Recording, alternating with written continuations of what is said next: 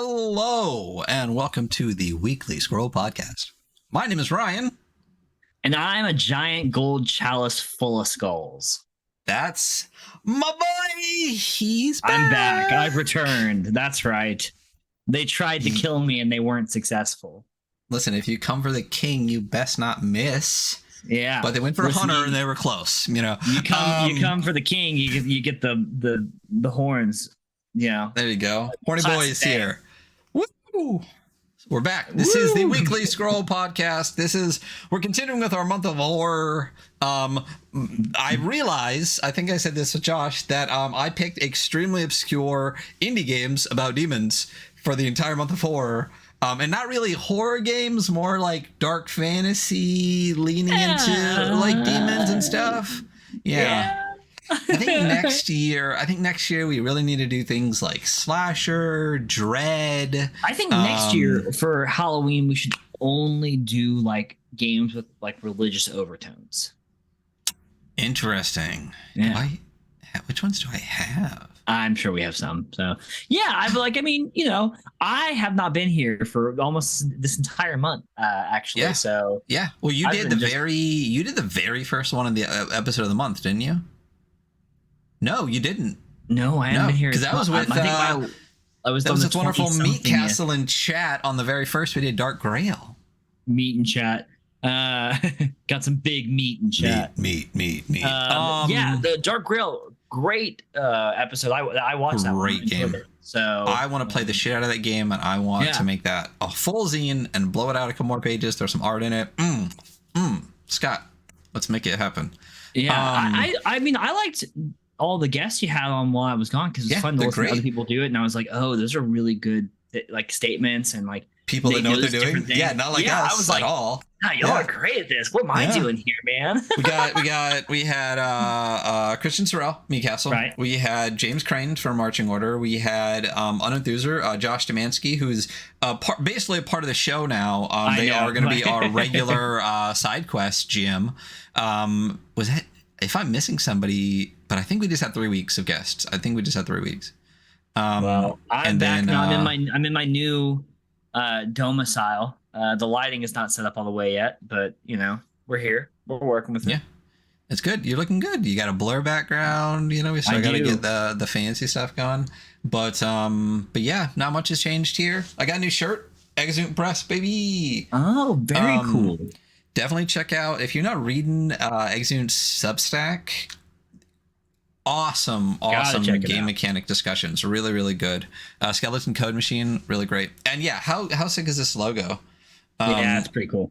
Really dope. So anyway, tonight we are looking at another game that isn't in print. I don't think any of the ones we've looked at so far this month. Oh, They Feed on Fear was, but Dark Grail wasn't. This isn't. It's an indie game put out by a great designer. It is a quick start game. It's Demon Crawl Gothic. That's what we're looking at. Demon Crawl Gothic by Sandro AD. Great game. Really enjoy it. It is an incomplete game. It is the quick start edition with maybe plans to go back and finish it later. And I hope they do. But one thing that Josh Demansky made me feel terrible about myself for, now that we're like 110 episodes in, is Josh definitely did about, I don't know, 1 million times more prep for his guest episode than we've ever done for any episode ever. I had like a 5-page doc of like write-up with like intro and stuff on it, and I was like, man, should we do that? And then I didn't, so I guess not. Yeah, but I feel like Josh is just one of the people who does an excellent job at everything he touches. 100%. Yeah. And if you, I did show it off. For those that don't know, Space Penguin Inc. now has the full reel, The Bloom. God. And it comes with a chair and a bookmark and everything. So definitely go check out The Bloom from Josh Demansky for Liminal Horror. Oh man, I have my Liminal Horror shirt too. Friday. Anyway, ADHD and no Adderall. We're kicking here. Sandro AD, great designer. You can find him on Anyway, one thing Josh did was intro the designer in the game a little bit better than we do, which is like at all. So we're gonna start doing that. So Sandro AD is the designer of Demon Crawl Gothic, which is we'll get into it, a very grimdark tactical. Definitely, you can tell it's very inspired by Doom and Diablo. It's got a lot of the kind of like video gamey tactical mechanics, which we'll discuss, and I enjoyed, and we'll discuss. But on top of Demon Crawl Gothic, one thing they're working on a lot is Steel Hearts. It's MEC, Mobile Engagement Chassis : Steel Hearts, which is a tactical mech game, which looks really interesting. You can find Sandro AD on Twitter under Sandro May Cry. You can check their dev card there for a list of, it's basically like a link tree, I guess the card is. So you can find all their games, their YouTube, their itch. Definitely check out their YouTube for some interesting stuff. But one of the things that they put out, I believe it was in 2020, is this game, Demon Crawl Gothic, which, as I said, is a very tactics-inspired, very dark, edgelord as fuck setting, which I love. You know, that's my bag. I know, right? But yeah. So definitely check out all of their stuff. Definitely check out Steel Hearts. I sent it to Hunter. I definitely think that's way up your alley, bud. And that's where we're at.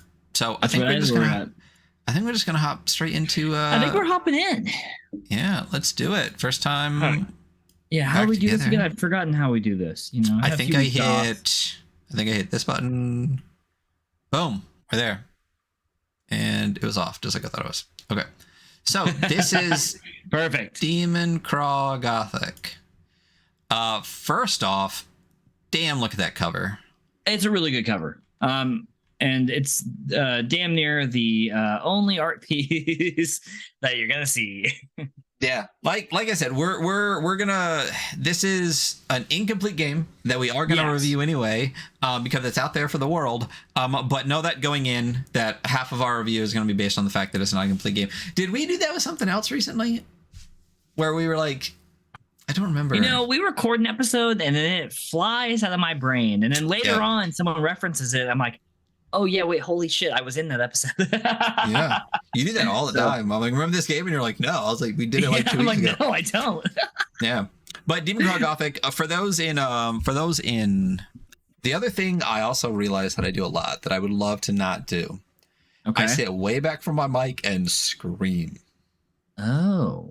And I would like to not do that, so I'm gonna try to pull the mic in a little closer. I'm gonna try to. I'm just a loud guy, so I don't know if me being closer to my mic is a good idea.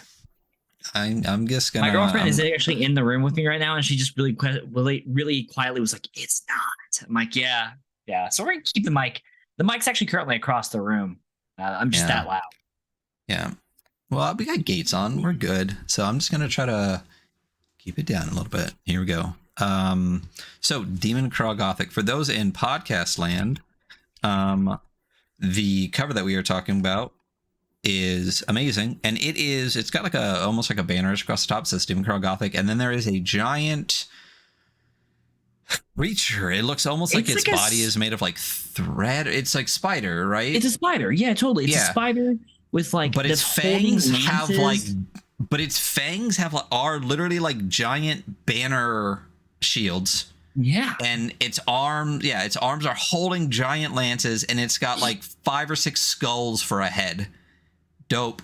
In front of it, there are 2 figures, one straight up knight, full plate, shield, sword, one very roguish with a crossbow, and the only color on it is the end of the lances. Right behind them are all blood soaked. It's damn, it's a gorgeous piece. The sword is also blood soaked, and there's there's blood in the shield and stuff as well. So yeah, splatterings across characters. Great piece of art. Really, really love it. Yeah. But yeah, so Demon Crawl Gothic.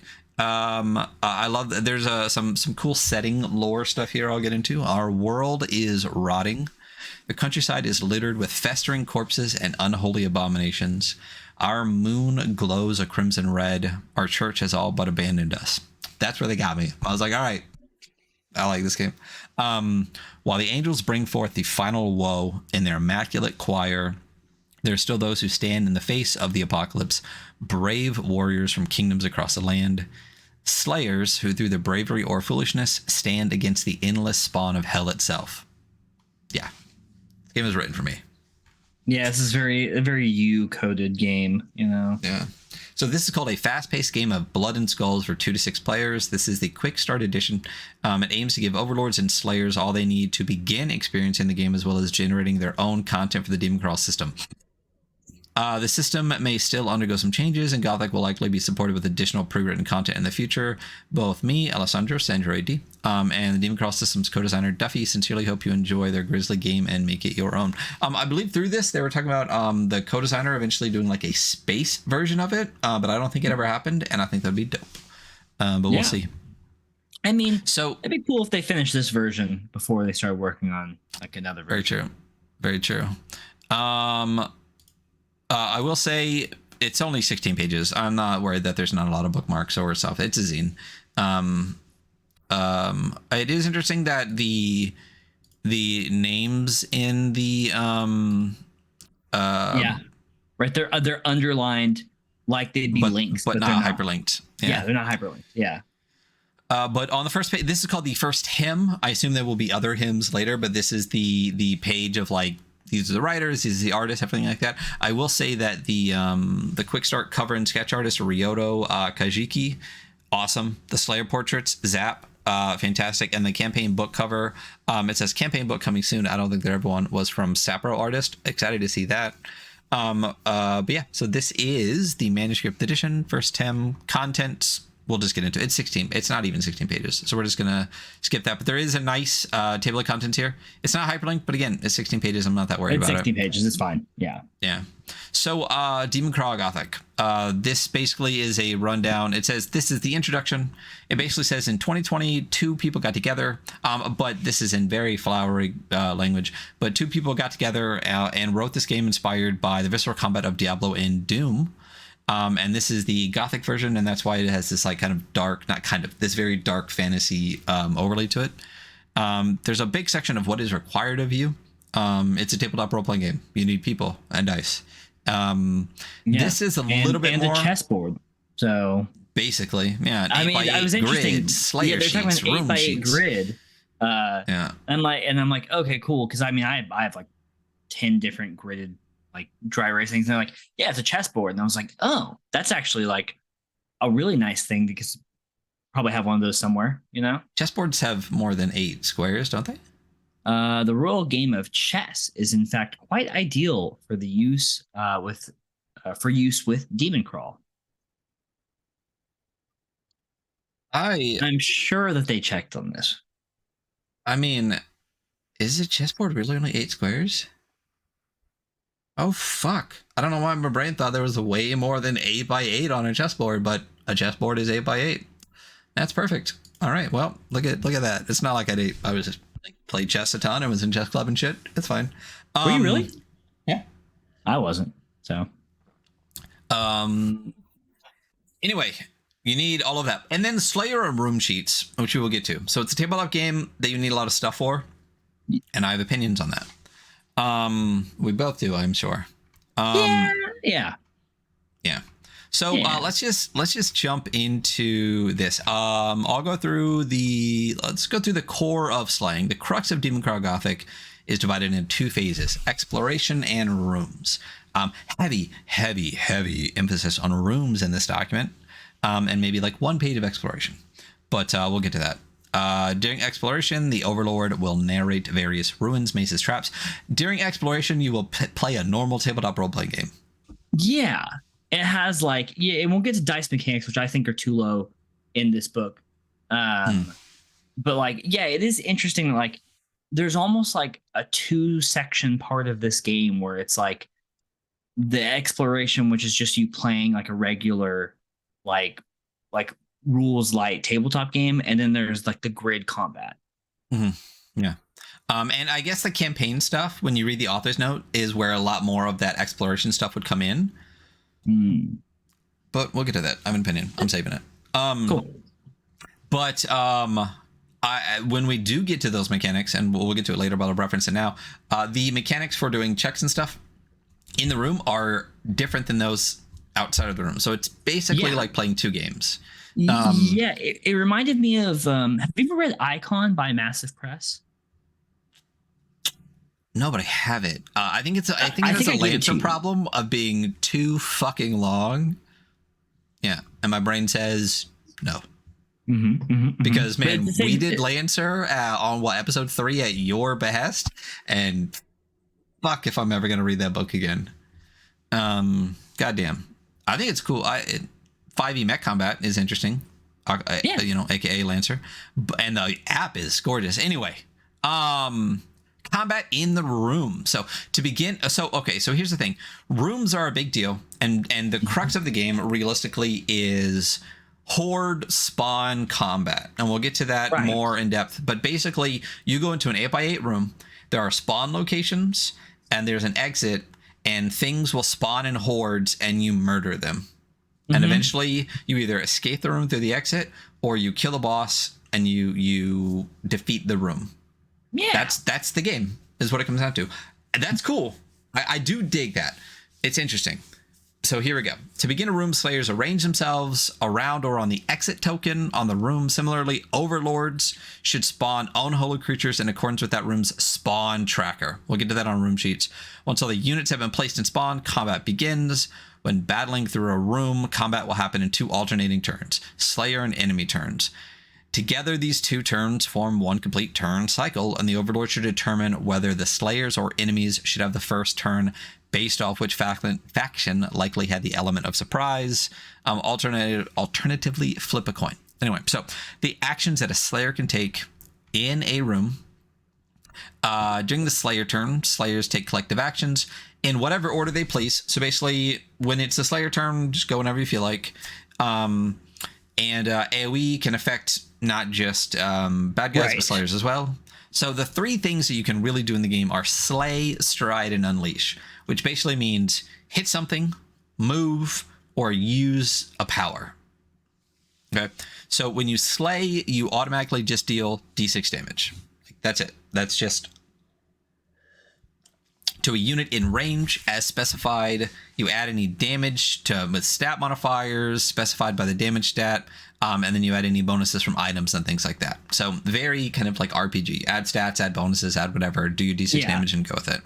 And then once the final damage has been totaled, the Overlord reduces HP from the unit that was targeted. When the Slayer rolls a 6 on a slay action, their listed critical passive is triggered. One of the very numerous tactical things that happens. There is a lot of that going on. Yeah.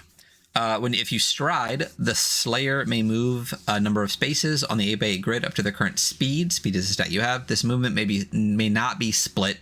It is pivotal to understand that while there is no consequence to moving past opponents, you cannot move through enemy or allied units. You have to move around. There's also walls and things like that you have to move around as well. And you can use 2 dashes to cross pits. Lastly, while units can attack diagonally, units block corners and diagonal movement. So you can't be in front of someone and move like diagonally across the face of that unit. You have to like go left and up. So technically you're not moving through them, but you kind of still are. Yeah, because you still cross the corner. Do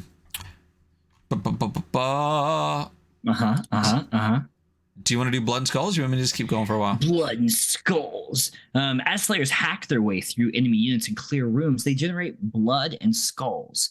Actually, I think this is maybe one of my more favorite parts of this game. I really liked this concept a lot. I mean, you and I have talked about like blood. It's almost like a push forward mechanic. It is essentially, right? So, let's talk about blood. This one is, yeah. Let's talk about it, and then we'll talk about push forward. So, blood measures the thrill of combat surging through the Slayer's nerve as the copper spray of blood fills their senses. It is a currency for Slayers to heal, move, unleash devastating abilities, and more. Slayers can hold a maximum of 18 blood at a time and generate it in the following ways. So each hit point the Slayer loses adds 1 blood. Each individual creep in a unit slain adds 1 blood. Each solo unit grants a random, just 1d6 blood to the Slayer. And then each boss unit slain grants a random plus 2d6 blood to the Slayer. Consuming certain items such as blood tonics or intentionally sacrificing HP will also rack you up blood. So I guess maybe not push forward mechanic because it doesn't heal you. Well, so healing doesn't necessarily dictate push forward. This does have some push forward mechanics in that, like, you gain a resource by killing, but the other that's kind of half a push forward. The other half of push forward that makes it a push forward mechanic is that you only gain resources by killing. Everything that you need comes from pushing forward, and there's actually detriments to not pushing forward. So, like, if you get weak or low on anything, retreating is the worst thing you can do. But in this game, although there are bonuses for, like, killing things, there is no detriment to escaping. That's actually an option. There's ways to heal that don't come from killing. Okay, like fair. you just said, so like, there's not tonics really and a stuff. push forward mechanic, but still, it's partially in the way more like the way that, like, old Diablo did it instead of the way that, like, new Doom does it. Right. Yeah. Still very cool. I still like the I love it. I obviously love it. Yeah, of course you love it because you're a weird edgelord freak. I also found this game while researching push forward mechanics, so it did have some good stuff in it. Also, I will agree with chat. 18 is a weird number. Everything is D6s. The whole game is built on D6s, so 3d6. I don't know. Sure. Skulls. So skulls are generated anytime a unit is successfully slain. Their broken bones, a trophy of the Slayer's narrow victory. These trophies are represented by D6s that should be placed in the chalice or similarly extravagant receptacle. We got a red solo cup at my table, baby. At the end of the room, all these D6s are rolled, and the total amount is the amount of gold each Slayer individually gains. Skulls generated follow.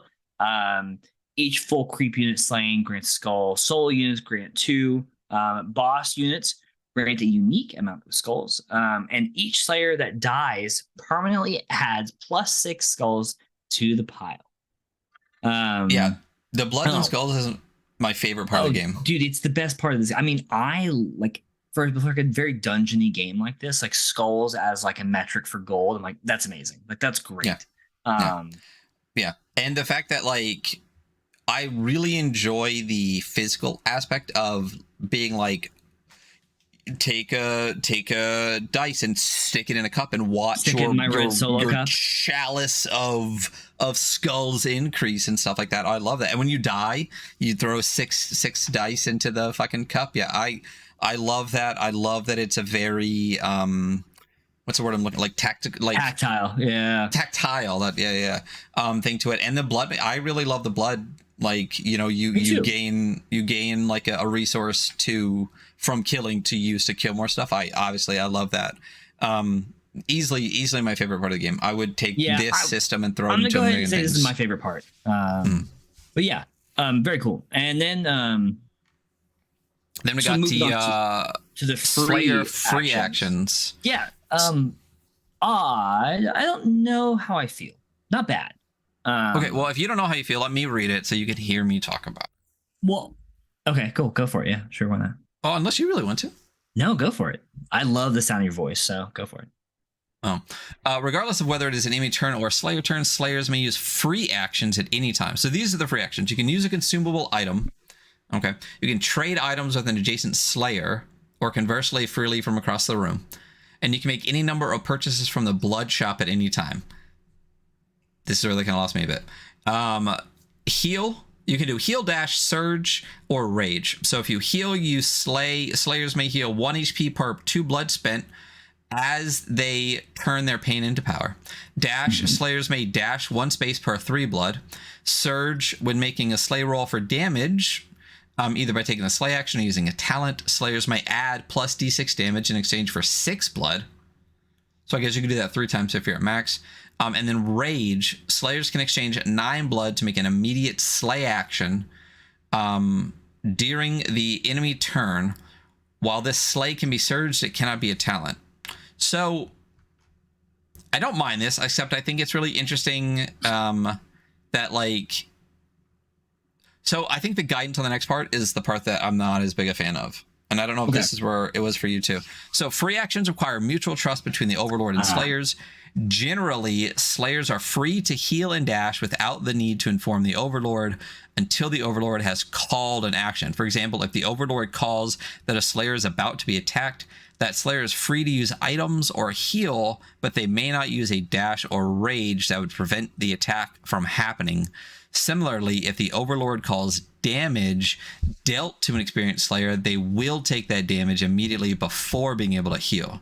The flow of free actions may take some adjusting to, and Overlords should be first most considerate of their Slayers and their experience level when determining if a free action can be considered appropriate and if combat needs to slow down. Yeah. Well, go ahead. I did not mind the top. That part where I was like, okay, now you lost me. Yeah. It's a little murky. Yeah. I mean, it's fiddly. Yeah. So sometimes it's like, well, in this kind of situation, like you kind of want to do it like this, but in this other situation, it's like you kind of want to do it like this. It's like, yeah. I don't know that I like how that's laid out.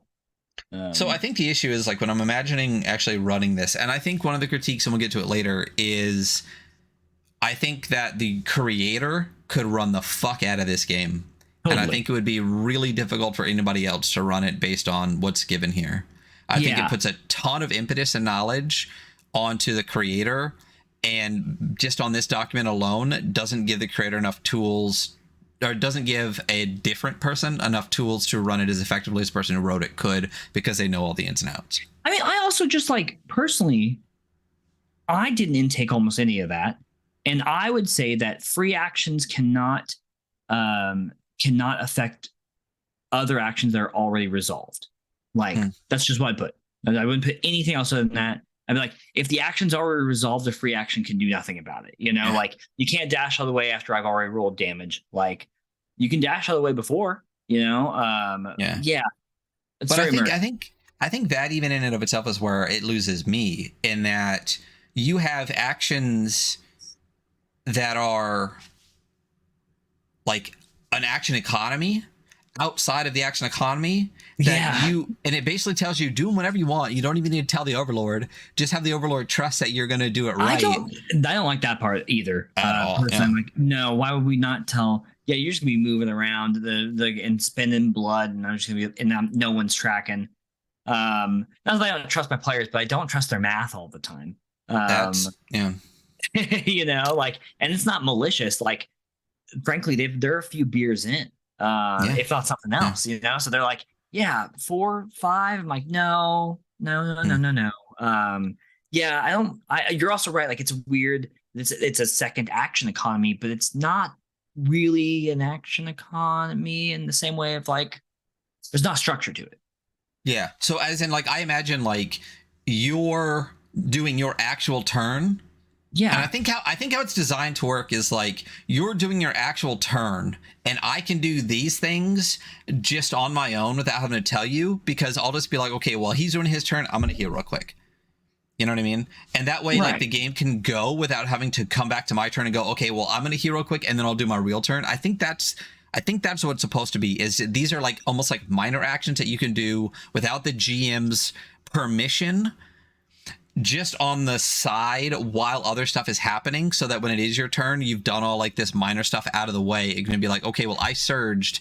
This is my turn. I'll do this now. Or like I healed and then I'll do this. It's already done. You've already rolled. You've already done everything before it comes back to you. So it's almost like a set of minor actions to happen when it's not your turn, so that when it is your turn, you can keep going. I just don't think that they're not enough that you couldn't just do it on your turn and keep going, you know? Yeah, I don't know if, even with that in mind, I don't know if I like it anymore. Yeah, so. No, I don't. Like, that's the thing, is like, I don't. Right. It's fine. I just think it could easily just be part of the action economy, or even just be like, I declare this or I declare that. And then, like you said, like, I don't even understand the question of like, well, I already rolled damage. Like, you can't heal before. Like, that's not, it's a weird thing to even bring up. Like, who would assume that like, oh, like you hit me, you rolled damage on me, but before you do that, stop, I'm gonna heal. Like, who would think that that'd be a thing that you could do? You know what I mean? Like, I wouldn't even question that, you know? I don't know. So yeah, I think somebody. Meat said that It feels like house rule-y as opposed to like a rule that really, I think, goes well in the system. I think like writing it to not do this and maybe have a side that says at some tables they might do this on the side would be better to say like, here's a way you could house rule it if you want, but like not as like the core mechanic. But yeah, anyway. Yeah. Right. So spawning enemies, the enemy turn, spawning enemies, with the exception of the first enemy turn, new enemies will spawn at the start of each enemy turn. These new enemies are placed near one of the room's marked spawn locations, often flavored as like grate to the floor, holes in the wall, whatever, magic portals that lead to hell. I have the wrong windows open. Yeah. Overlords are free to creatively place these new enemies with gusto. Newly spawned enemies suffer no consequences, are free to take actions on the turn they are spawned.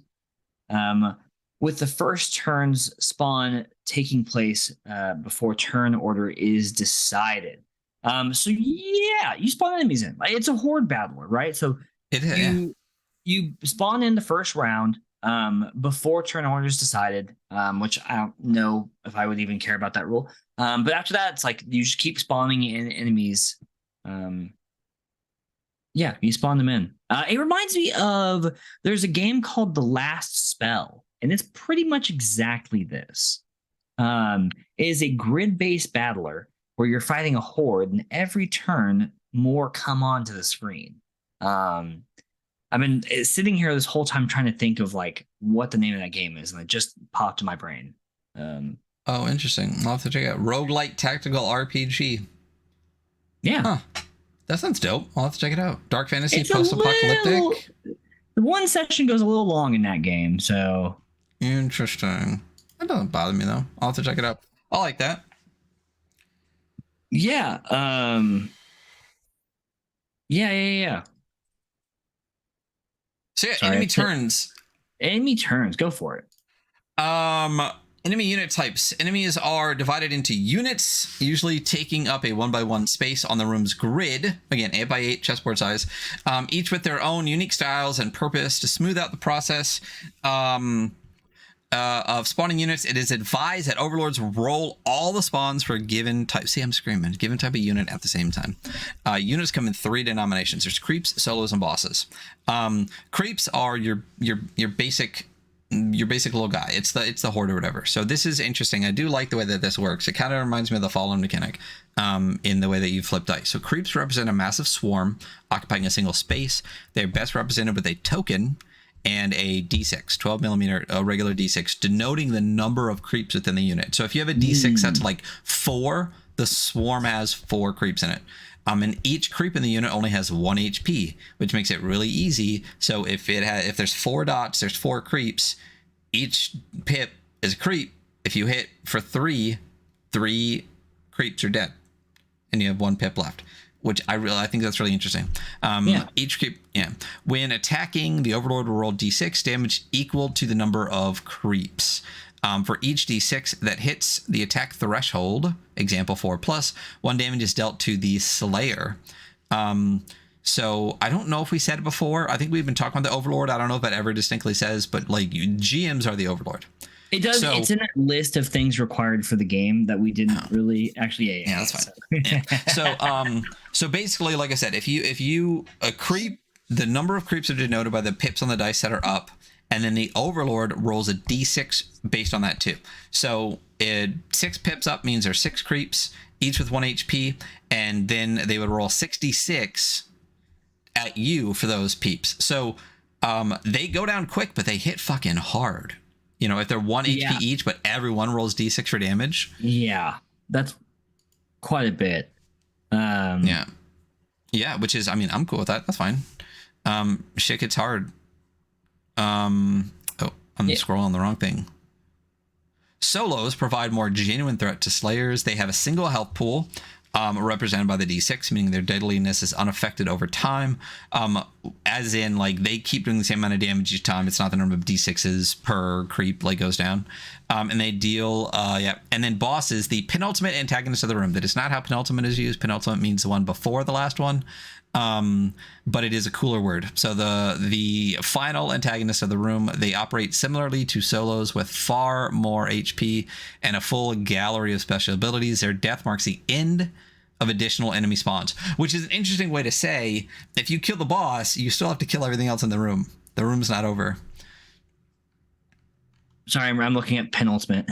I think I tweeted about that recently, and I don't remember why. Or I was just like, hey, just a friendly reminder, penultimate does not mean the last one. It means the one before the last one. And like, it's such a cooler word, though. It is a much cooler word. I mean, you think that'd be the ultimate, the penultimate, but no, the next one. So enemy turn, the onslaught. So basically, this is just their attacking phase, right? So every enemy can move up to their speed and make a single attack action, which is either the default attack or some of them will have listed alternative attacks.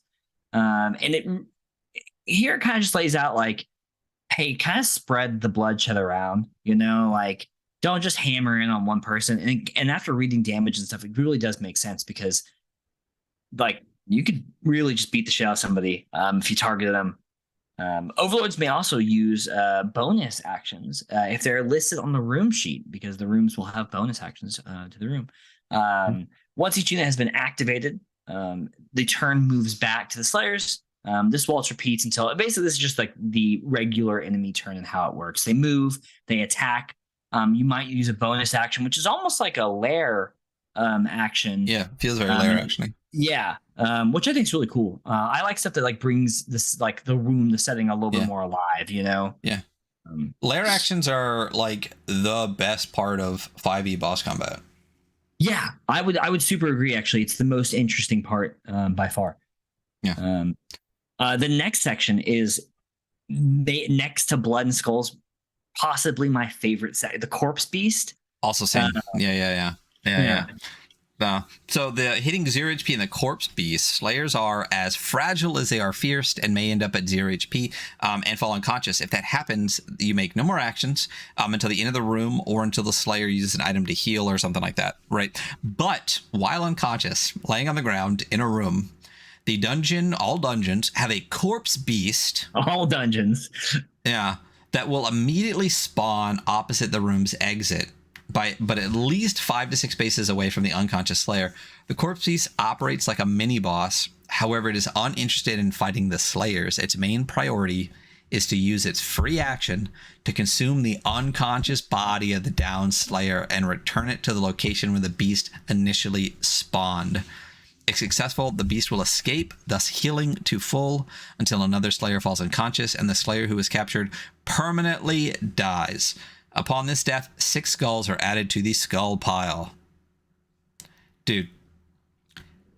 Literally, like, as soon as you hit unconscious, something in the dungeon is coming for your body. Dude. Some little creepy dude with a bag. Oh, it's not even like a little creepy dude. It's not even the one in the dungeon down there is literally like... Is it a creepy dude? But it's riding like a mech wolf or something. And it has like a full bag of corpses. Let me tell you, in mine... If I ran this game, I'm interested to see when it comes out full what the campaign stuff is, because if I ran this game for a while, it would be the same exact creepy little dude with a burlap sack. Just over and over and over again. Yeah, just everywhere they go. Different color hat in each dungeon though, like fucking not Papa Smurf. What was the other one? David the Gnome. Dude, can you imagine evil David the Gnome coming for your corpse? You're right. Blood, Skulls, and the Corpse Beast are fucking genius. I love it. Yeah, very funny. Death and escape. If you're attempting to escape the room, the Slayer can make one escape roll per turn.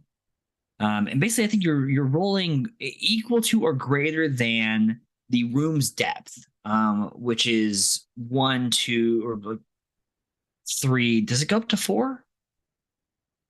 The example one has, it's not, I don't think it's necessarily in order, because the example one given has like 2, 4, 6. Okay, cool. So just you're trying to roll over the depth. So if there is a depth 6 room, that means you can't escape it. Oh, I guess you roll equal to, so you could Unless you roll a d6, yeah. Yeah. Interesting. Yeah. On success, any slayers next to the exit survive and escape, while the rest die permanently, adding 6 skulls each. Yeah. So if you try to run, whoever succeeds lives, and whoever doesn't. Yeah. If a slayer, if all slayers fall unconscious at the same time, the room is failed. Straws are drawn between the remaining unconscious slayers. The longest straw drawn is chosen as the sole survivor, while the other slayers die permanently. The sole survivor has their insight increased by 1 and must either explain how this loss impacts their character or roll on the resolve table. They gain 1/4 of the gold each dead slayer was holding and may select 1 item per dead slayer to take with them. Not including slayers taken by the corpse beast, by the way, because they're gone. Yeah. The resolve table is dope, though. I will the say. resolve table is pretty cool. Do you have a dice roller up? Can in about 1 second. Maybe more than 1. All right, I have it up. I'll call that 2 seconds. I'll roll 1. Oh, I got a 6. Driven. If you had only been stronger, if you had only been more than you are, only constant, never-ending training will bring you peace. You get a +1 to a stat of your choice. Nice. Very cool. So you actually, by being the last one, yeah, right. By being the last one living, you get a bonus, and I guess you can explain to your next party of slayers like why you have that bonus. Oh, they all fucking died, so now I'm sorry, I'm paranoid, yeah, or I'm furious, or I'm shattered. I do like this. I think this is a really interesting mechanic that, you know, if you're the last one, you get a bonus that, but it's like haunted, paranoid. Love those. So into the room, loot and feats. So if you successfully slay all enemy units, it's over. First, any unconscious slayers regain their senses. Next, the slayer should roll all of the skull die.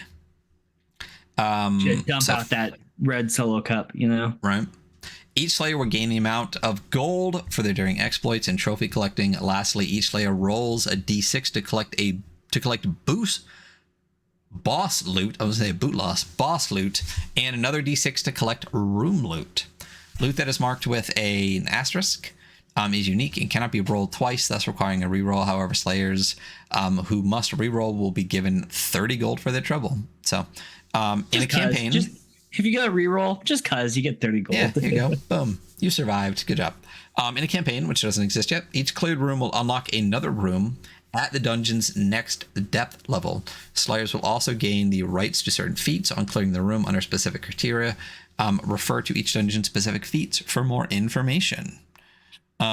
This is one of those things, I think we ran into the same thing with Squishy, that I would recommend for...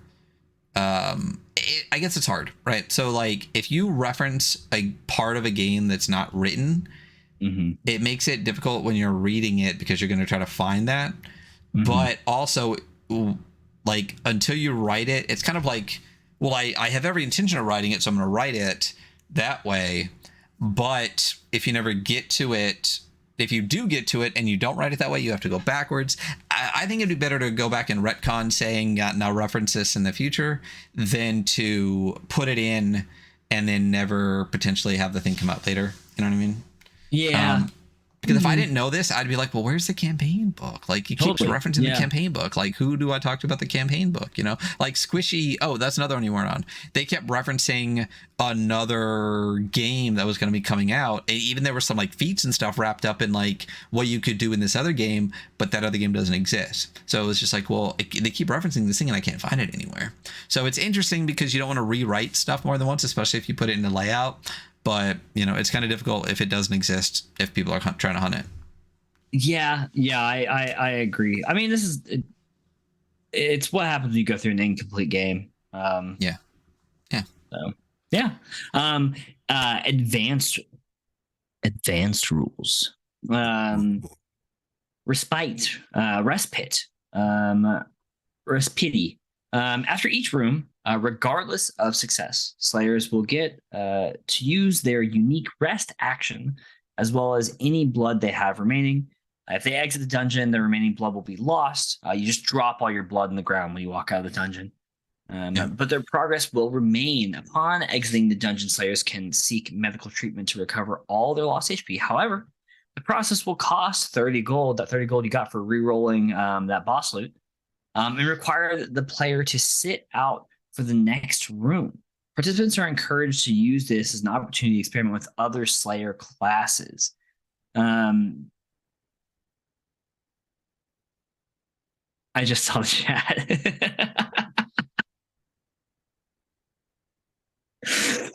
Yeah, that's interesting. I like it. Like, basically, it says like your character has to sit out, but you don't. Just pick something else and run something else. I think that's cool. Yeah, I think that's okay. Yeah, it's fine. It's fine. I don't know that I'd be holding my players to that rule. They're already giving up their gold. Like, if they don't keep playing their player, they can keep playing their character. I mean, I'm thinking of Darkest Dungeon. When you have to have a character sit out because they're too fucked up for a little while, and I'm like, oh man, I want to bring them back in. You know, like, I get it. I mean, that's the thing, is I get it. I get why you would want to, but I also get where, like, it does make sense. But here's the thing: since it's not a video game, you can just be like, nah, fuck that, and you just bring them back. So, yeah. I would rather have it written like this, and then someone go, nah, never mind, than written that's like basically as a house rule in game, like the free action thing. I'd rather be written and then have it be the ability to go through everyone else. So items, equipment, and consumables. Each Slayer actually really has a 4x3 grid of inventory spaces representing the max number of items they can carry. I dig this. There's a lot of here's the thing. I'm not a big video game guy. I've played like 6 video games ever, but I'll play each one for 1,000 hours. But the ones that I have seen that do this are a lot of especially like shooters, where you have like a backpack thing and it's a grid and you have to fit all of your shit. Well, Diablo does that. Oh, I never actually played Diablo. Wow. So it makes sense now that it's a 4x3 Too grid. late to start now. I can go to it. But I think that's really interesting, and I like it in the same way that I like mouse rotor inventory system.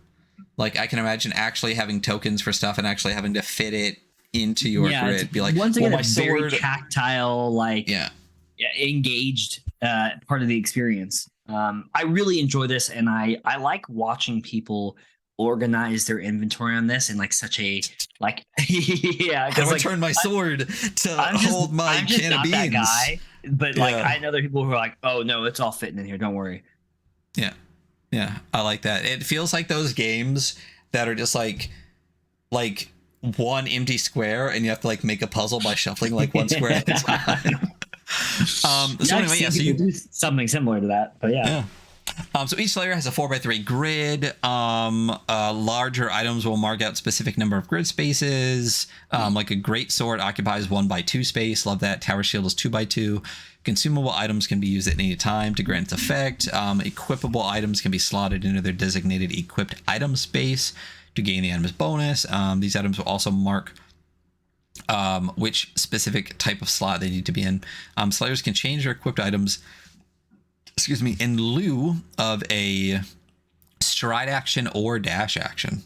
So here's the thing. A stride action is your actual turn's action, and a dash action is your free action. They don't feel the same to me, but I could be wrong.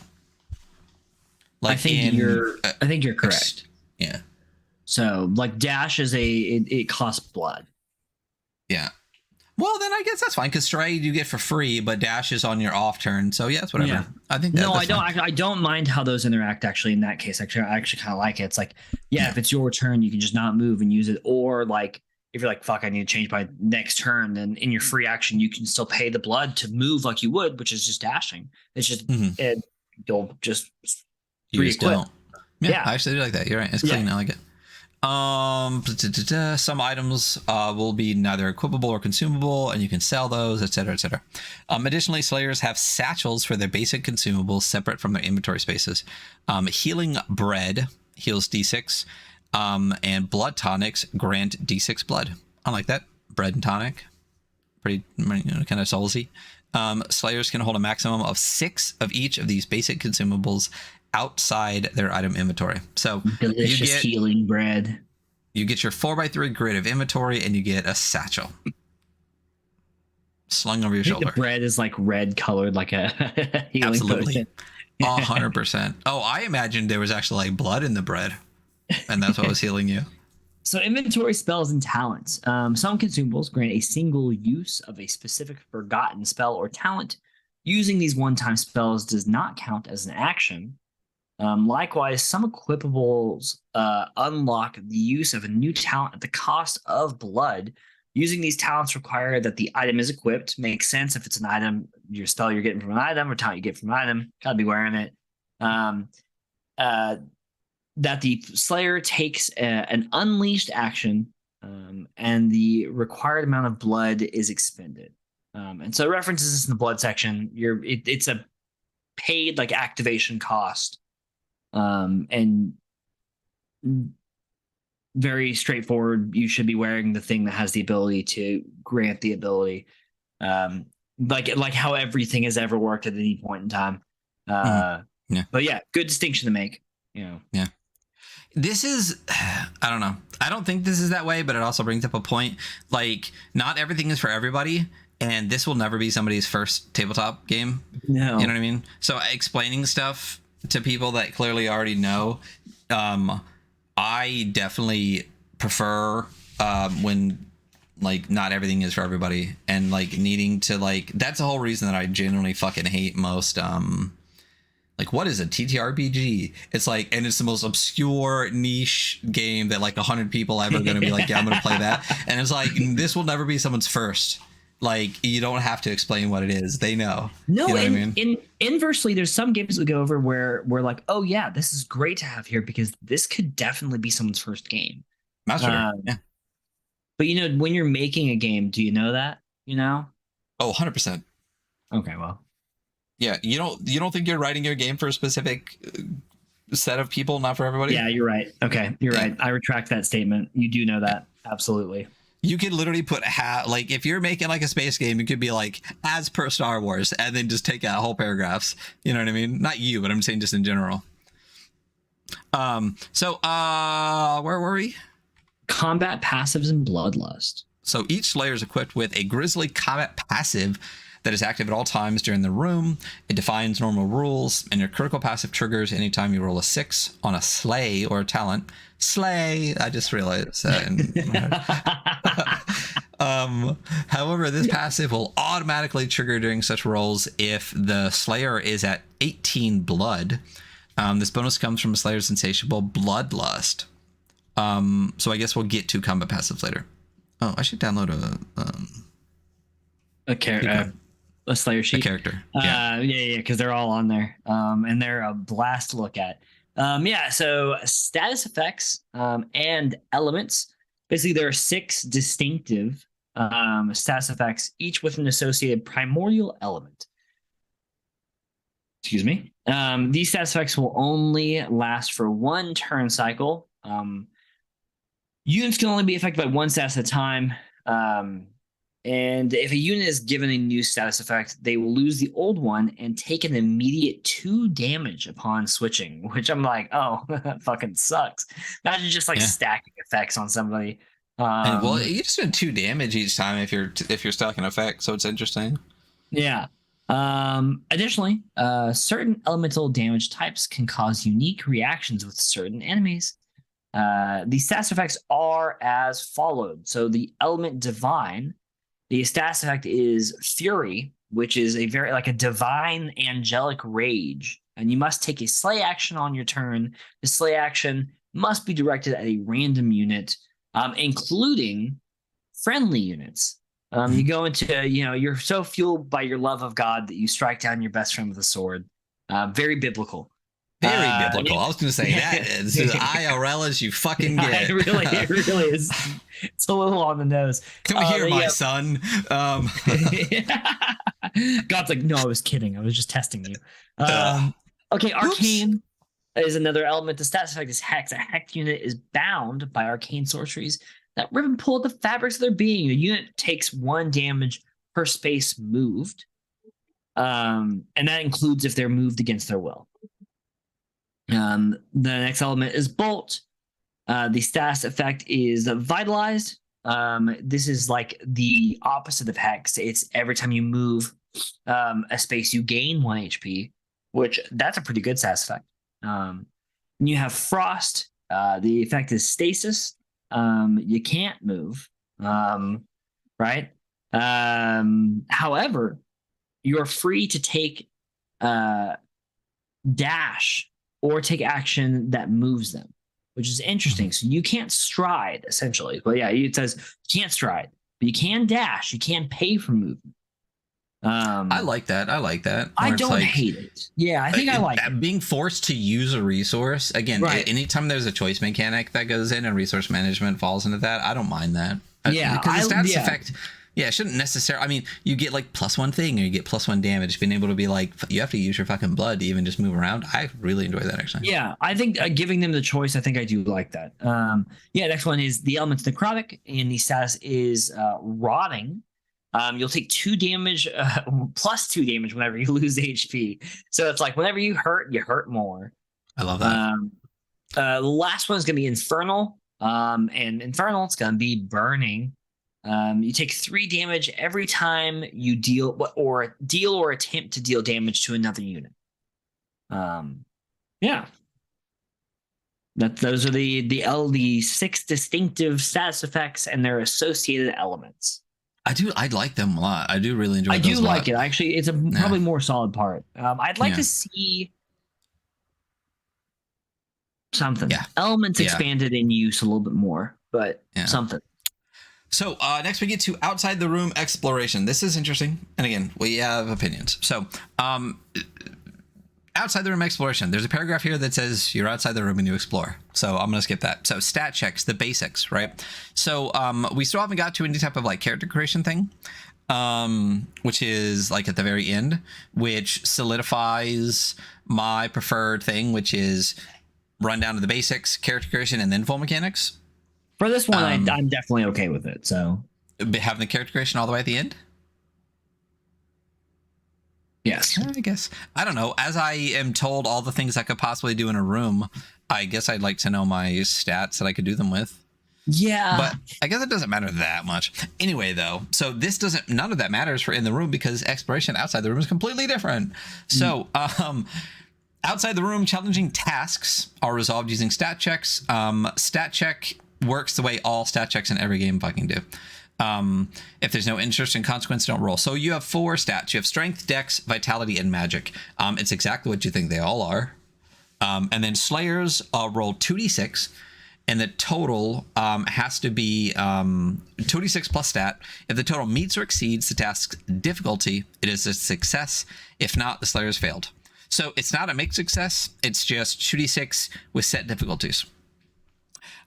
Double 6s demonized as a crit, and double 1 snake eyes is a fail. There are edge and threats. Slayers can leverage experience in the character's history, items, allies, simple narrative stuff to gain an edge, which gives them +1 per edge per roll. Likewise, the Overlord can do a threat, which is a -1 per roll. And then there is a partial success, a partial failure rolling success part, which is interesting. Right. So whenever a Slayer rolls only 1 or 2 below the task's difficulty, they will only receive a partial failure. I love that it's partial failure, not partial success, because I think it's very specifically partial failure. Yes. Partial failures can either provide success with consequence, example, a door's unlocked, but the door has been loudly broken, or a failure without consequence, as in a magical trap is left intact but is not triggered. I see that as like you either like stepped on the trap, but like the magic had dissipated or something like that. But it's interesting. I do like the idea of like a failure without consequence. Like I was trying to do something, you didn't do it, but bad shit didn't happen. Is a really interesting way to look at like the mixed success part. I think it's interesting. And then for every 2 points that a Slayer rolls above the difficulty, you get a rolling success, which adds an additional bonus. So this provides overlords with the opportunity to drop additional rewards. So while translating an ancient text, they gain a consumable spell, or they aid the other Slayers. So you succeeded by more than 2, getting through a booby-trapped hallway, so you can guide your allies through it. Again, interesting. I like it. I dig it. There are difficulties at the top. It's a 1 through 12 table. I don't know why it would be a roll table for difficulties. I feel like you would just pick it. There's too many on here for me. You know? Oh, yeah. Yeah. There's too many. There's way too many. 1 to 3 is inconsequential. I'm 4 not to 5 inconsequential. We're not rolling. Like if the consequence does not matter to a thing, then yeah, it literally says overlords should avoid having Slayers roll for such checks. My issue with this is not the table or that there's too many. It's just that just take off the word roll.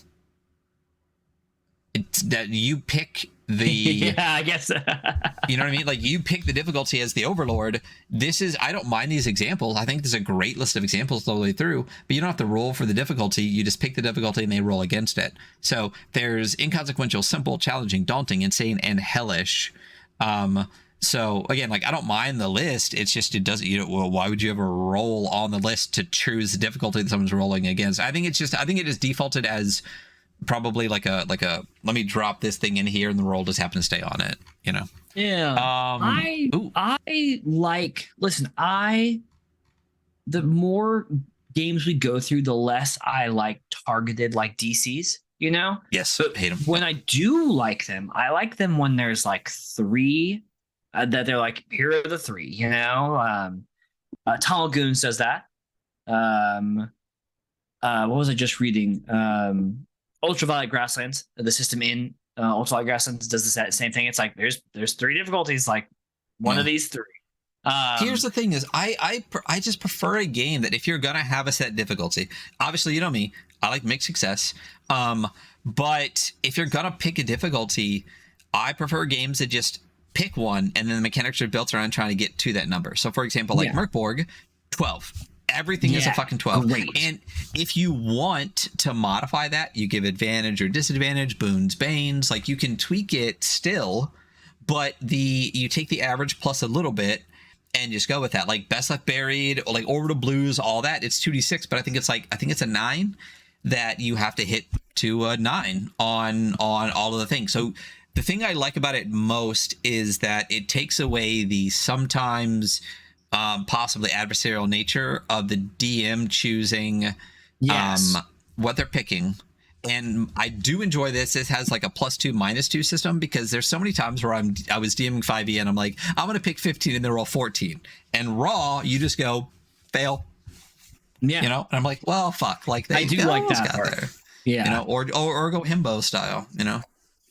Oh, Get out much later. Yeah.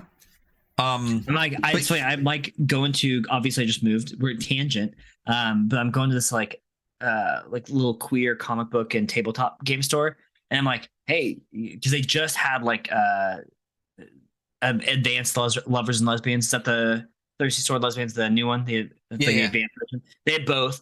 I was like, hey, have you ever thought about getting Himbos of Myth and Mabel by Max Lander? And they're like, no, that sounds awesome. I'm like, yeah, you should get it. It's very reach it to Max. It's so good. Like it totally fits this space. So yeah, represent tangent. Birthing, giving birth to a Slayer. Come right out of your uterus. The first bit just says that Slayers can be all different types of people from anywhere at any point in time. Perfect. Who gives a fuck? Listen, if your game has racial bonuses, fuck right off. Like So your Slayers. Let me change your tangent real quick. Anyone that gets mad about how other people play their like bourgeois race war game from the 70s can fuck right off. You know. Oh God, that's so dark. Also, quick side note. You should go get fantastic meetable campaigns from Marsha B. Traverse Fantasy. Definitely check this out. I actually haven't gone through that, so It's so good. I just got mine today physically, but if you're in chat, check it out. It is literally free on the Traverse Fantasy itch page and at cost at Lulu. Buy it, read the last page. Have fun. that's Anyway. an incredibly funny take. But yeah, yeah, I don't know how to bounce back from that. Yeah, rolling stat bonuses. So this is a stat bonus game. You roll 4d6. That's one for each stat, and you assign the whatever the stat bonus is. So if you roll a 2, the stat bonus is 0. If you roll a 5 or 6, plus 2. To each individual stat. The stats obviously are not listed here. They're actually listed the page above, which I guess if you're doing it's still this, the same. Yeah, it's still the same page. I did the same thing where I was like, man, I wish the stats were out here. I was like, oh, it's literally the thing right above this. Yeah, whatever. I still think put them next to the rolling stats part, but whatever. Yeah, I agree. Yeah, so ensure that the slayers are aware of the importance of their damage stat and that each slayer has at least 1 plus 2 stat. I'm not making sure they have 1 plus 2 stat. Listen, if you roll a piece of shit who's got a bunch of negative 1s and 0s, you're playing them. I actually really like the way that the stat bonuses are determined. Is there another game that does it exactly like this? The roll? So like maybe I'm just making it more complicated in my head because I suck at math. Oh, sorry. Took out the sneeze out for those in the podcast, in video broadcast for the win. So like you're not rolling 3d6 per stat and then like getting a bonus. You're rolling 1d stat and whatever you roll determines directly the bonus. I guess it's the same. You're just rolling less die. But for some reason in my head, I'm like, I really liked that you go strength. You go 1d6. Okay, I rolled a 3. All right, that's a +1. For some reason, I don't know. Counterpoint. If you're going to put in here, make sure each slayer has at least 1 plus 2 stat. Don't make them roll. Give them a spread. Yeah, I agree with that completely. A +2, a 1, and 2 zeros or whatever. Yeah, I completely agree with that. I would definitely be like, no, you get what you get. That sucks for you. Yeah, totally. I mean, that's how making characters like Death in Space, like where you have to do the mechanic where you like D4 minus D4. Yeah. You're gonna get I love it so much. Some shithole characters, but like personally, whenever I play someone who's a total piece of shit that's gonna die, I'm like, this is a blast for me. You know. Well, I think it's different too, though. Death in Space versus this like tactical war horde combat. You kind of need stats, and I think an array would actually probably like just I wouldn't mind just being like, okay, let me take off the left side of that roll table again. Okay, you get a -1, a 0, +1, and a +2. Exactly like you said. Just have that as an array, and then just go with that. Yeah, or whatever. Like, but I definitely think a salary for this, it would be beneficial, especially if you're really like it says like make sure that they have at least 1 plus 2. It's like, well, then just give them that. Yeah, there are some other stats as well. There is insight. So this world holds many ancient and unseen things, mysteries, horrors, and truths that are unfathomable to comprehend and may even break the mind. A slayer's insight reflects their awareness of the truths and may only be raised or lowered by the overlord. Interesting stat. Speed, which is your movement. Basically, it's 3 plus your dexterity stat. Makes sense to me. Max HP, which slayers cannot normally overheal past this max HP. Max HP is equal to 12 plus a d6 plus player's vitality stat bonus, which I don't know. That's another one to me. It's like, so your stat vitality bonus is either, it just seems like such a negligible number when you're talking about like 12 plus d6 plus maybe like a 1 or a 0 or a 2. You know what I mean? Like, it doesn't seem like, what do I get from adding that vitality stat bonus? I mean, the difference between a -1 and a +2 could be death. You know, that's a 3-point swing. Yeah, that is fair. I mean, just next to like a 12 plus d6, it seems like very minor. I think it's just interesting that because it's not like if it's 12 plus your vitality stat, that makes sense to me because you could either be 11 or 14. But because you have a random number in there, it almost takes away because you could like roll low and have high or roll high and have low, and it really like equals itself out a little bit. I mean, I don't mind it. I mean, it could be a little bonus for you, or you could just go, damn, that's one less, you know. But you know, at the same time, you're right. But like, it does have like a fiddliness. But I also think it could be like trying to give every stat a derived stat. That's kind of where I was at with that. But I will also say that insight is not is not derived from anything, you know? Right. Right. And then there's sin, which is just calculates the weight of the Slayer's soul in the eyes of the Church of the Holy Hymn, which just cool to read out loud. It is the omnipresent guilt that weighs even on non-believers and can be weaponized in certain by certain enemies. So sin is equal to 2 plus d6 plus your magic bonus stat. Remember, I will say that hit me as blasphemous so fucking hard, and I love it so much. Another weird, like a 2 plus a d6. I mean, at least this time I'm like, okay, well, if you have a +1 and you have a 2 and a d6, like another +1 is great, you know? Sin can be increased at the Overlord's discretion whenever Slayers are found to be at odds with the Church's doctrine. Each Slayer begins their journey with 2d6 times 10 gold worth of ill-gotten gains. For the purpose of a shorter game of Demon Crawl, this is all that's required. You're done, and this is the shortest game it's gonna be because this is the quick start. And so for the purposes of the quick start guide, they do not have motives or feats, or like I think there was like it's a background equipment or something like that. Next is bearing the burden of the Overlord. A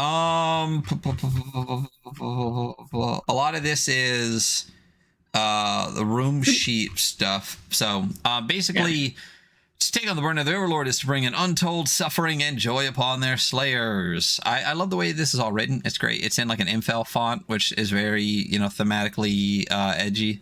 It's great, but basically you're the Overlord. You know, the lore is out there. There's some names and stuff. I think in the campaign, there will be more, which I think is interesting. There's a whole thing for performing towns, where towns are similar to dungeons, which I, you know, could like or not like. There's a little blurb here on the side about exploration is intentionally structured to allow for overlords to cater their crypts to their slayers' interests. There's the room sheet, which we'll go over in just a second, and then there. Okay, so this is where I'm scrolling for those that can't see me scrolling. This next 2 or 3 pages is the part where it gets very, very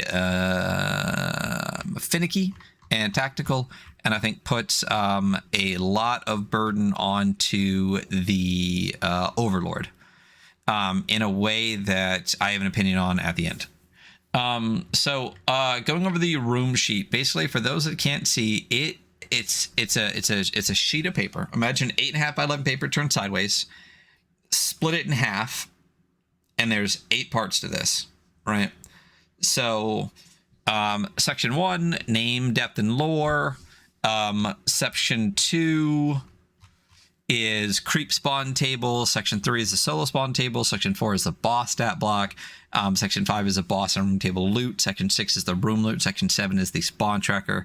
Section 8 is the extra room rule. So it does look as complicated as it sounds. For those listening, I will say I really loved this game, but it took me like 3-4 tries to actually be able to sit down and parse this room sheet, because as soon as my little ADHD brain saw this sheet, I closed the doc and said, not today. Dude, so funny. I did pretty much. I'm gonna be honest with you. I like got through one of the sections of it, and I was like, I'm good. I'm fine. We'll talk about this on the show. It's not just that there's a lot on there. It is the layout itself. It is unkind to read. It reminds me of like a classic RPG, like stat, like info, you know, and not like retro Hackmaster. Like actual old games, how they're written. You're just reading. You're like, what the fuck? So here's the thing: is it's very dense. I will say that, but once you do read it, it's definitely not as bad as it looks. No, Like, it's the layout though. It's the layout of it. I just don't know what you would do. How would you lay out this amount of information differently besides making 2 pages? I would do something. I don't know. I don't mind it. But honestly, like, you could probably make the room layout part smaller. You're not playing on this sheet. It's just a reference. Yeah. You know? Anyway, so let's run through this real quick. So section 1, name, depth, and lore. It's really interesting. It is the name of the dungeon, and it is a cool little blurb about the dungeon. We'll go over a room sheet later where we actually like look at the room sheet. Section 2 is a creep spawn table. So they deduce the result of each creep spawn roll as well as the stats for each unit type. The mob name is italicized. Actually, do I have this specific sheet? Which one I'm looking is at the this? garrison right now. Oh, this is depth level 1, and yeah, I downloaded depth level 2. So it's still the same thing at the top. So basically, yeah, section 2 is the creep spawn table. So there's a list of D6 creeps and all of their stats, like everything. It's got the name, it's got the stats, it's got the like the abilities, like the status effects, like all that for each of the creeps. And then section 3, like special rules, everything like that. Section 3 is the solo spawn table, same thing, size, damage, everything. Section 4 is the boss stat block. It's exactly what you think it is. I already said that part. Section 5, the boss and room loot table, is another for room loot, or the boss loot table, there's a D6. And then for the room loot table, what does that say? It says D6 as well. Or is that what you're looking at? So The room loot? it's just a series. It's just a series of rolls. So instead of like 6 different things, it's 3 different things, and it's like 1, 2, 3, 4, 3, 4, 5, and 6. So the room loot is a smaller list. The spawn tracker is one I didn't really quite understand. The spawn tracker simply tracks how many units of each kind are spawned on each consecutive enemy turn. Remember the first pawn, blah, blah, blah. For the purpose of the quick start guide, difficulty is simply equal to the number of slayers in a room. So I guess that makes sense.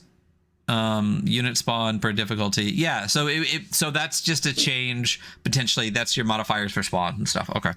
And then the extra room rule, if there are any additional rules, and on this one, the additional rule, let's look at the garrison here. It says the dead are no, that's just a quote. Huh. Anyway, maybe it's a rule written in like yeah. Are you? Which part of the garrison are you looking at? I'm on depth 2. I don't have on that one. You're looking at depth 2. I'm on depth 2 as well. Yeah. So maybe it's just a quote. Yeah. I didn't see depth 1 in mine. So yeah, here's the thing. It's a lot to parse. It's a shitload to parse. And then there are stat saves, which are different, which I don't understand why. Variety of demonic abominations and horrific machinations require slayers to make a stat save. It is important to note that stat saves are different than out-of-room stat checks. When rolling a stat save, slayers will only roll a single D6 and then add their stat bonus. The slayer's total must equal or be greater than the stat save's requirement. Otherwise, they suffer the failure penalty. I mean, it's check versus save. Right. But not a fan. Don't have 2 separate mechanics for the same shit. It's just hard. I mean, so I was reading this, and I'm in Oregon, which is a legal state now, and so I might have been, partaking as I was reading this, and I got to this part, and I was like, "Oh my god, it's one more thing." It's a different thing. There's just no reason. And the other thing too, there's really not. And also, this is such a weird place to put it. Like. Yeah. We already went over all the combat actions and stuff that you do in a room. So put this up in the room, like in that section. You know what I mean? Yes. I guess it's part of a room, but it's also not like, it's not part of the room. It's the mechanic of actually being in the fight. So put it up there. Common room, there's terrain, there's walls, there's pits, there's doors, there's rubble, there's chests, there's mimic chests, all of which have different mechanics for like breaking them down or crossing and stuff like that. I'm not going to go over all of that right now. This is where it starts to get like to the real nitty gritty bit of like how much HP a door has and stuff like that. Fine, necessary for this thing, not necessary for a stream right now. Yeah, for this game, totally okay for that rule to exist, in my opinion. There's a Hellforge hacking demon crawl section, which realistically is not so much like, it's a little bit of guidance on how to make your spawns in a mostly non-mechanic way, which I think needs a much more mechanic help. But it says like one of your creep types should be a blood generator that deals little damage and spawns large crowds. That to me isn't helpful at all, because I got that from saying what the creep was. You know what I mean? Yeah. So like I think this is the thing that maybe like in a campaign thing makes sense, putting it into like a big GM section and having a little bit of like GM guidance, whatever. But I don't think that there's enough here. Like, I would not sit down and make a room with the amount of information I have here. Yeah. The future of Demon Crawl Gothic basically says eventually they would like it to be fleshed out into a full hex crawl with unlockable slayers, diverse locales, rules for progression, building a town, fishing, basically make the rest of the game. And I would love to see that. And maybe there would be Demon Crawl 6666, which is a future hellish technology full of rope gates and stuff. I don't know if that's ever going to become a thing, apparently. I was chatting with Sandro a little bit, and we'll see. I would love to see future hell. Here's the thing about tech. You know I don't love tech. If I'm going to do tech, I want it to be far space. And the best far space tech is like hell tech. What's the movie where the ship goes through hell? Event Horizon. Love it. Greatest thing ever. Best sci-fi. Like, give me hell if you're gonna give me space. So there is the final woe, an intro to Valeria, which I really love. Read it.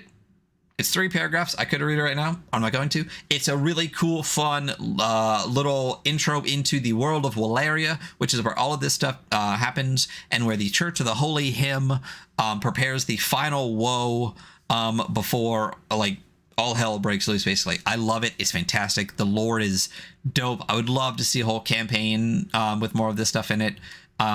It's really good. I really dig it. I really like that part. There's an author's note here that I'm also not going to read, where it talks about a lot of stuff, which is interesting to read.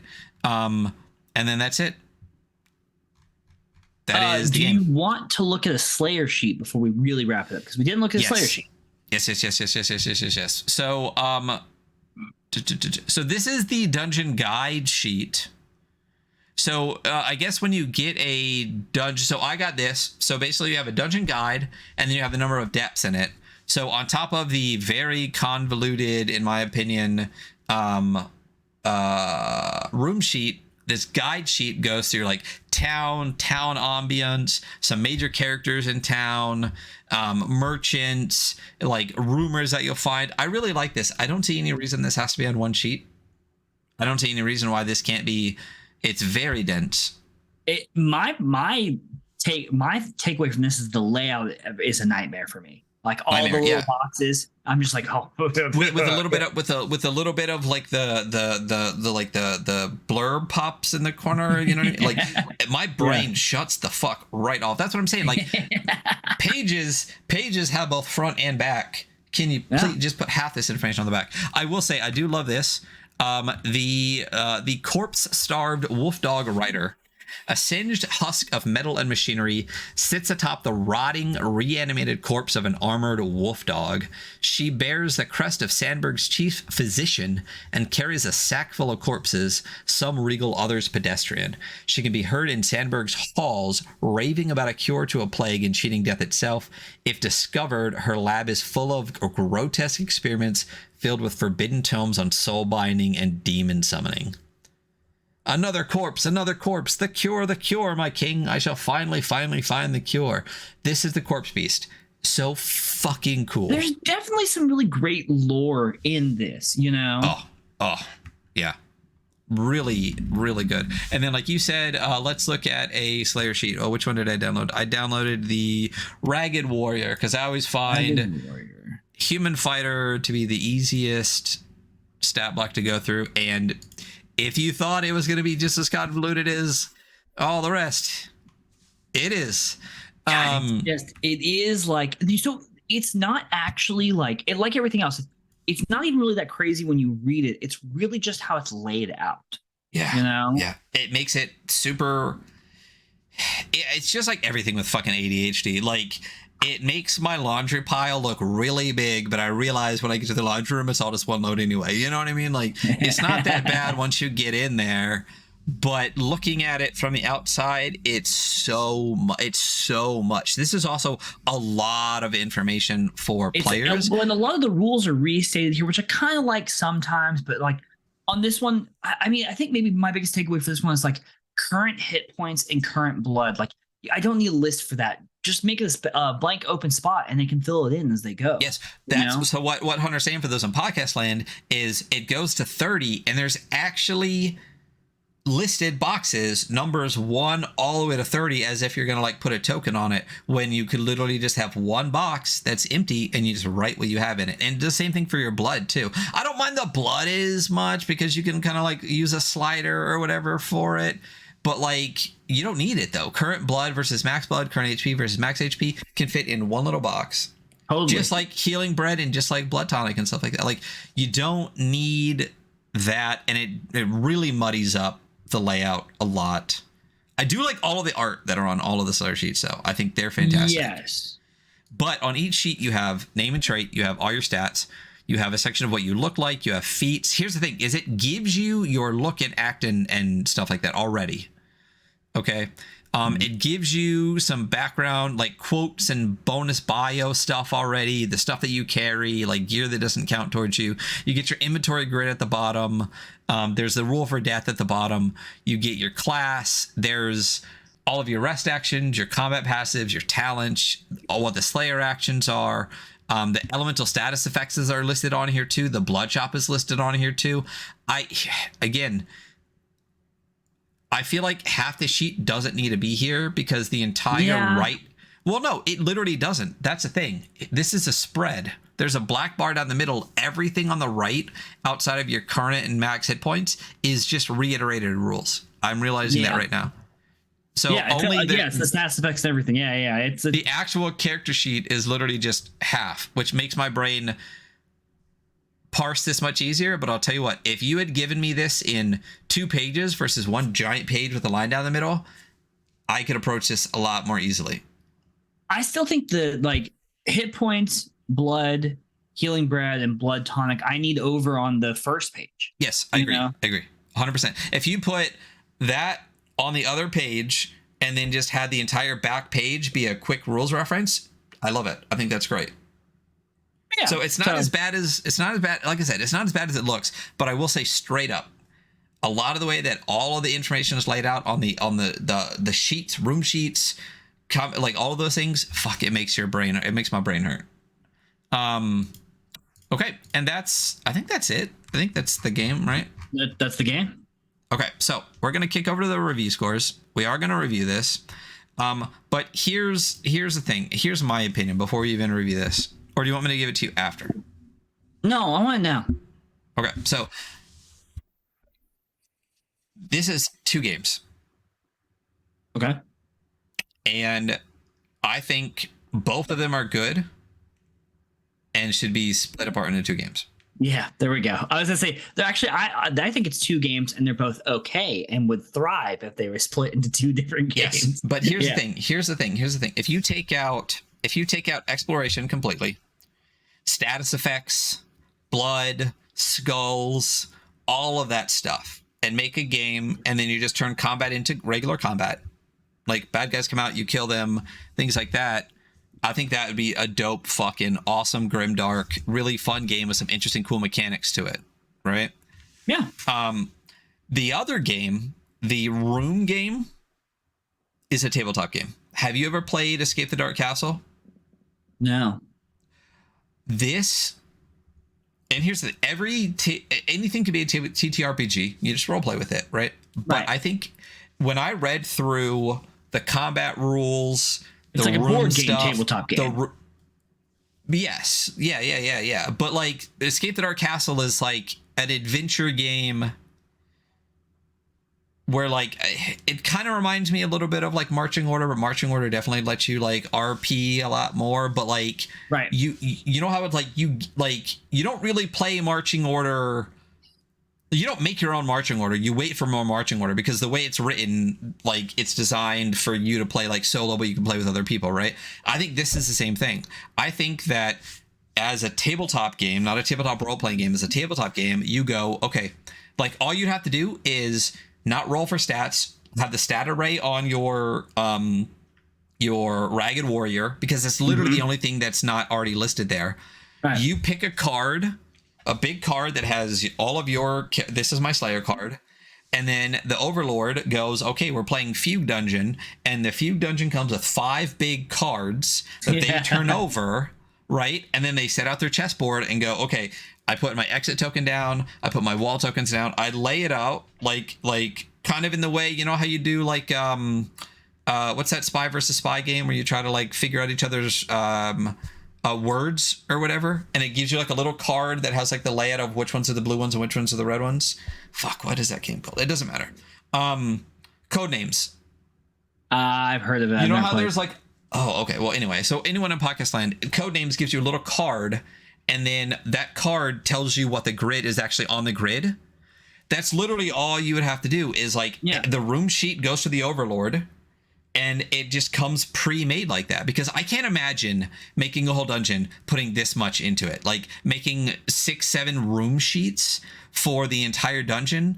And until there's way more campaign information, I think there's really, it'd be really difficult to parse this in a way that's intended by the creator. But if you made the whole grid combat a tabletop game where it's all just handed to you as cards and stuff like that, and tokens, and then you pulled out, like, make a different combat system, but pull out everything else into a standard TTRPG, both games, in my opinion, would be sick as fuck. I would much prefer this, like the room game as like a tabletop non-role playing game. Like, I think I really would prefer that. Yeah. Like you get a box set and you set stuff out and you have like little figurines for all your dudes and just like, that's the game. It feels much more like a skirmish game or a tabletop game to me. Yeah. Like, and almost in like a more of a Forbidden Psalm, because Forbidden Psalm you can totally run as a TTRPG, but it doesn't pretend it's not a skirmish game. No, it doesn't, and that's why it is continues to be amazing. So fucking good, yeah. And it just, I don't know. I think it could be an amazing dungeon delving tabletop adventure game. Also, go look at Escape the Dark Castle. I have everything they've ever made for it. It's fucking amazing, and I think you'd love it. There's the sci-fi version too. But as soon as I read through that comment section, I was like, man, this would be a fucking sick companion game to like Escape the Dark Castle. Not that it'd be like that it would go together, but that it would sit on the same shelf side by side and be fucking amazing. Again, I love tactical TTRPGs. I think this one crosses the line to me from TTRPG into combat being like pure tactics. I don't see where I'm going to role play at all, especially considering half my actions are free actions that I don't even talk to the GM about. Yeah. You know what I mean? So anyway, I super agree. That's my opinion. This feels like 2 games, one of which is a tabletop adventure game and one of which is a tabletop role-playing game, and both would be sick. Together, all the exploration stuff feels tacked on. All right. My opinion coming out of this was that all the exploration stuff feels tacked on. So we're very much on the same page. So review scores for Demon Crawl Gothic. Yes. Visuals. How are you feeling about visuals in this one, buddy? And I have a question. Actually, I have a addendum question. Do the Slayer sheets and room sheets count towards this? I'm gonna say all of that shit counts as the game. Yeah. So visuals in the so for those that are also listening, we're reviewing this like a zine, so it's only 3 scores with a max of 10 points each, so it's a max of 30 instead of a normal max of 50. So visuals is all of it visually, which means layout and what it looks like and everything. So the problem is the art that is here, which is the cover, which is stunning. There's a lot of, we didn't go over how much there is here, but there's like 8 Slayer sheets. There's a lot. For being unfinished, there's still a lot. Like player sheets, like there's more character classes in this than you would get normally.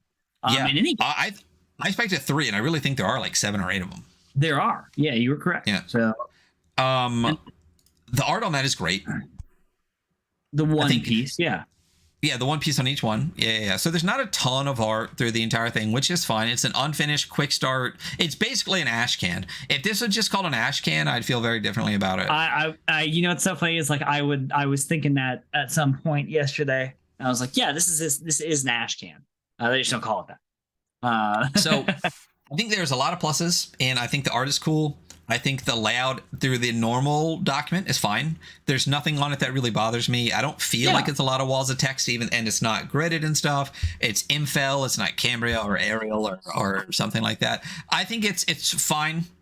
I think the art is good, and I think that the room sheet layouts and all of that stuff hurts my brain. Yeah, they're like, God, why do they make so many little fucking boxes? It's too dense. It's too dense. It is. Like I said, if it was just a tabletop game and that was just the overlords, like there's like I even imagine the box being able to like flip over and have a grid on the back of the box. Yeah, totally something. Yeah. I totally get, like, it is definitely more that game than, you know. Yeah, the role-playing game. But having like a little stand for the overlord to have that sheet in front of them and then have everything run off that sheet, I'm fine with the information being that dense. As a tabletop role-playing game, that could easily split into like 2+ pages because you don't need all of it that small on one single individual page. You know what I mean? So the layout hurts my face. Yeah. All right. So what are you thinking for? I think there's pluses and minuses. What do you think for visuals? I think visuals for me, man, plus and minus, it's a 5. Yeah, I agree. I think any pluses are kind of like outweighed by minuses. Yeah. But again, you know, if this was a full thing, I'm sure there'd be more art, and the artists that they did choose are fantastic. Totally. Rule set. This is hard because which one are we reviewing? Yeah, then I mean, I think that in and of itself is a detracting factor. Like, which one are we reviewing? I think that there's 2 really good games in here somewhere, and I think that they're stepping on each other's toes to get out. Yep. I like a lot of the mechanics, and I like the choice mechanic. I like how blood is used and how later on it's referenced, like even like the stats ailments where it's like, oh, you can't move unless you spend that spendable resource to move. I'm like, oh, that's good. That's good. So I mean, I think I'm at a 5. I think I'm way higher than a 5, and here's why. Okay. Because I think here's how I feel. Tell me how you feel. There's not really a mechanic in here at all, beginning to end. Mechanics, not game, but just like mechanics, where I'm like, I don't like that. There's very few, you know, like stat saves versus stat checks. But again, that's 2 different games. You know what I mean? Like, so I love Blood and Skulls. I love the Corpse Beast. I love the status effects. Skulls is really good. The lore. Maybe I'm a 6, actually. I'm a 6. I love all of that. The part I don't like, I love all of that. The part I'm not as big a fan of is the room combat. And it's mostly just because like there's this, it's a different game. Yeah. I don't know. I think individually, if I were to look at this as 2 different games, like this would easily be like a 7 or an 8 for me, because I think one or the other is really, really fantastic. It's not 2 different games though. And I think, I've changed to a 6. Like, yeah, I think it's an amazing set of mechanics that makes a convoluted game. Yeah. So yeah, I mean, yeah, I think 6 is harsh, but I think it's where it's at. Like, I think that the sum is less than its parts. You know what I mean? Yes, absolutely. Versus saying that the sum is greater than its parts. I think the sum is less than its parts. I got you. Individually, this is for podcast land. Yeah, I think individually, I love so much of this game, but actually sitting down and imagining playing it as written, my brain would not work. It literally would not function, and I feel like I would have to be flipping 2 different switches for 2 different parts of the game. Oh, when does this rule come in? Wait, are we stats checks or are we saves right now? Like, yeah, the room is done. It's just I just can't get over the fact that like once I told my brain that it was 2 different games, I just said it's 2 different games, both of which are great, but together it just, I don't know. Vibes for me, vibes are fucking high as fuck on this. Vibes are pretty good. You know, I think the lore that's in here is good. I'd like to see it expanded upon, but there's some good little nugs in there. You know, I mean, vibes for me, I'm sitting at. I mean, there's not a lot of art to vibe with. But like the little lore. Yeah, but that's mostly under visuals. I know it helps, but here's the thing. Here's the thing. I'm higher than that because we can go back and look at what your face looked like when Blood and Skulls popped up. Yeah. We can go back and look at what your face looked like when we described the corpse beast. You know, we can look like even the elemental effects where we're like, yeah, stasis, using blood for dash, the blood. Like, to me, as far as like just pure vibes, like I know that like it's hard to go, okay, it's 2 games and that part annoys me. But if I just go, damn, look at that cover. Fucking Blood and Skulls is one of the coolest things ever. Corpse Beast is one of the coolest things ever. Like, I want to sit down and play this game. I think it would break my brain, but like, I want to sit down and play this game hard. And Waleria, I know I'm more of an edgelord than you. So like the actual lore part of it, like the Church of the Holy Hymn and the Final Woe and all this stuff, for me, and we can meet in the middle if we need, I'm at least an 8 on vibes just because of how vibey the game is and the way the rules are written reinforce it. Blood and Skulls being mechanics. I'll meet you at a 7 on this one. I'm down for that at least. Yeah, I think that's at least a 7. I do think the other things do bring down the vibes because it really comes down to like how bad you want to play the game. And I don't want to play this that bad, actually. I want to play either or both of these games. Yeah, I think if divided out, I would actually enjoy both of these a lot more. But like in its current state, I'm like I'm probably not going to read this again unless they release another version, and I'll go through it. All right, so we are at an 18, which to me, this, I don't know. I personally love this game. I want to see it finished so I can see, because maybe we're missing parts that aren't there. You know what I mean? Maybe there's so much more that really brings the two together more. That's my hope, you know? Maybe. Yeah. But I genuinely think if you kept everything, took out the horde combat part and took like half of it into one game and parts of the same half moved it into another game, you'd have 2 fucking amazing games that I would play the shit out of. Yeah. Yeah. So yeah, that's our opinion. This is also one of the ones I wanted to talk about specifically because of that thought in my head where I was like, damn, I would play this as a tabletop adventure game. I can't believe you don't know Escape the Dark Castle, because this gives me so much vibe for Escape the Dark Castle. You definitely have to check it out. I have Escape the Dark Sector, the the space version. Yeah, I have it pulled up right now, so it's good. They're both really, really sick. I would be like, normally I'd be like, I might just buy it right now, but I don't have a job, so yeah, and it's expensive. So that is Demon Crawl Gothic. Again, I love so much of this, and that's what I want to say about it. I think this is fantastically written. I think the mechanics are ingenious and extremely well done. I just think it kind of needs to figure out what it really wants to be. I agree. I like a lot about it. A lot. It's not maybe quite as much my thing as it is yours, but I still really like a lot of things about it. I think it needs some clarifying and dividing. But yeah. Cool. So that's it. Definitely go check it out regardless. Again, extraordinarily interesting mechanics. Great to read through. Demon Crawl Gothic. SandroAD.itch.io. Check them out also on Twitch at Sandro AD. And you definitely, if you really like the tactile aspects of this, you super want to check out Steel Hearts.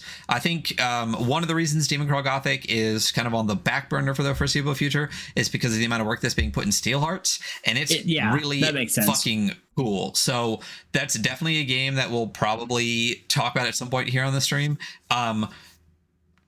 Really fun, interesting. If you like mech combat, again, I think it's interesting mechanically. Mech combat isn't my favorite thing. This is definitely would be like this as Hunter's wheelhouse version. This is my wheelhouse version. So when we get to that, we'll check it out. Maybe we'll see Sandro here on the stream in the future, going over Steelhearts. So find us at all of our stuff, Linktree at the Weekly Scroll. Check out the rest of everything. If you're listening right now and I actually get the episode out by tomorrow, you definitely want to be here on Friday, because Adam Vass will be rejoining us to play the game of punk death, where we're gonna die like crazy. It's called No Future. You can get it right now on the Trick or Treat suite at worldchamp.io. You absolutely want to, because you get this sweet, let me just go to the full screen here, this sweet Trick or Treat grab bag with the World Champ logo on it, a bunch of dope stickers. You even get little vampire teeth and witch fingers and stuff with it, which is just cute as fuck. But it's 5 full games of spooky horror goodness from World Champ. They're amazing. And you'll see Adam running it for myself and Hunter, No Future, on Friday here on the stream. And on Sunday, we'll be going over Hell Knight. You may remember the creator from Warpland, which is, it actually won, I think, like it was one of our top 5 games visually, and some other stuff in our first year in review. So fun, interesting game we're going to be going over with Hell Knight. Have a wonderful evening, you all, because I'm rambling now, and we'll see you all later. Bye. Bye.